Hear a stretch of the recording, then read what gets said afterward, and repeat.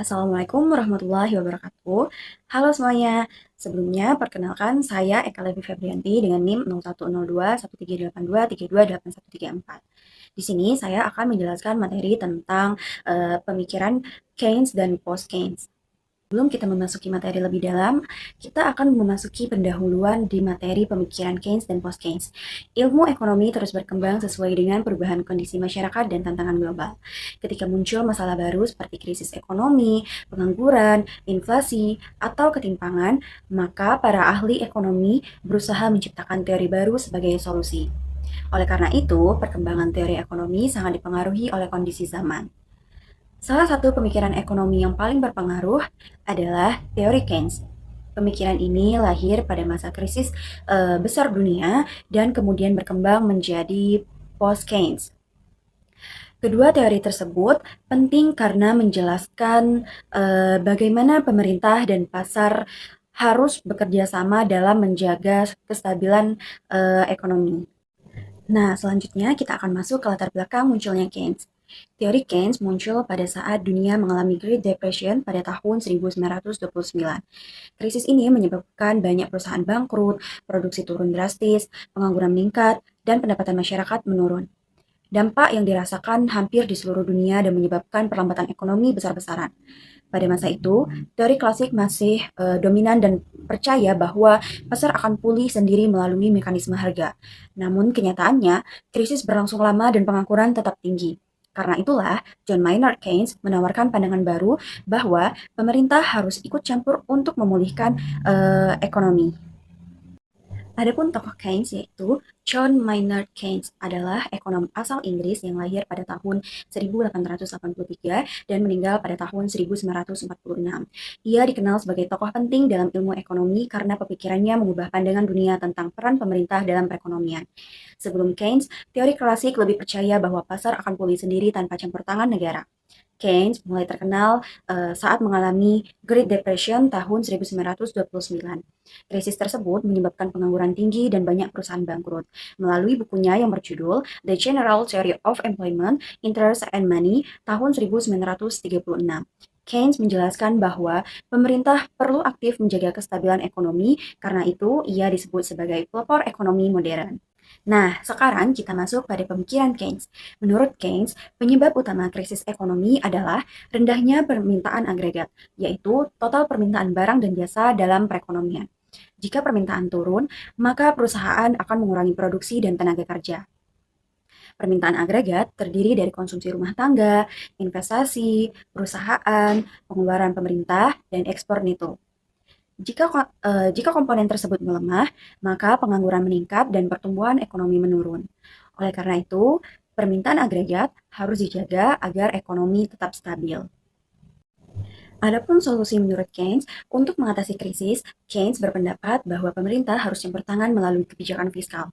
Pemerintah dapat meningkatkan pelonggaran negara agar aktivitas ekonomi kembali bergerak. Beberapa caranya adalah menambah belanja negara, membangun infrastruktur, memberikan subsidi, menurunkan pajak, dan membuka lapangan kerja. Tujuan dari kebijakan ini adalah meningkatkan pendapatan dan daya beli masyarakat sehingga konsumsi naik dan ekonomi pulih. Relevansi Keynes saat ini, pemikiran Keynes masih digunakan hingga sekarang, terutama ketika terjadi perlambatan ekonomi. Banyak negara menggunakan stimulus ekonomi untuk menjaga pertumbuhan dan mengurangi pengangguran. Contohnya, pada saat COVID-19, pemerintah memberikan bantuan sosial, subsidi BBM atau listrik, insentif pajak, dan proyek pembangunan untuk menciptakan lapangan kerja. Hal ini menunjukkan bahwa teori Keynes masih relevan dalam kebijakan ekonomi modern. Nah, kalau tadi kita membahas pemikiran Keynes, sekarang kita akan membahas post-Keynes. Adapun latar belakang post-Keynes yaitu, setelah Keynes meninggal, beberapa ekonom merasa bahwa teori Keynes versi umum terlalu sederhana dan banyak dicampur dengan teori neoklasik. Mereka kemudian mengembangkan kembali pemikiran Keynes sesuai dengan kondisi ekonomi yang lebih realistis. Kelompok ini disebut sebagai post-Keynes dan berkembang sekitar tahun 1940-an hingga 1970-an. Mereka menilai bahwa pasar tidak selalu stabil dan perekonomian dipenuhi ketidakpastian, terutama dalam sektor keuangan dan investasi. Adapun tokoh penting dalam aliran post-Keynes antara lain yaitu John Robinson, Nicholas Calder, Mikhail Kalecki, dan Hyman Minsky. Mereka memiliki kontribusi besar dalam memperluas teori Keynes. John Robinson membahas persaingan tidak sempurna, Calder fokus pada pertumbuhan ekonomi, Kalecki menyoroti laba dan investasi, sedangkan Minsky terkenal dengan teori ketidakstabilan keuangan yang menjelaskan penyebab krisis modern. Kalau fokus pemikiran Post-Keynes menekankan bahwa masa depan bersifat tidak pasti sehingga keputusan ekonomi tidak selalu rasional. Pelaku usaha sering menunda investasi ketika kondisi ekonomi tidak menentu.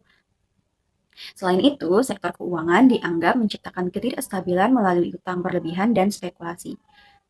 Distribusi pendapatan juga penting karena mempengaruhi daya beli dan pertumbuhan ekonomi jangka panjang. Menurut aliran Post-Keynes, pemerintah harus berperan aktif untuk menjaga stabilitas ekonomi secara menyeluruh. Tidak hanya meningkatkan permintaan, tetapi juga mengawasi sektor keuangan agar tidak terjadi krisis akibat utang berlebihan dan spekulasi pasar. Selain itu, pemerintah perlu meningkatkan investasi publik, menciptakan lapangan kerja, serta mengurangi ketimpangan pendapatan. Dengan cara ini, pertumbuhan ekonomi dapat berjalan lebih stabil, adil, dan berkelanjutan. Pemikiran post-Keynes masih relevan karena mampu menjelaskan krisis keuangan global yang terjadi akibat lemahnya pengawasan sektor keuangan. Teori ini juga sesuai untuk menganalisis ekonomi modern yang semakin kompleks. Selain itu, Post-Keynes dapat digunakan untuk mengatasi ketimpangan pendapatan, menjaga stabilitas perbankan, serta mengurangi pengangguran melalui peran aktif pemerintah.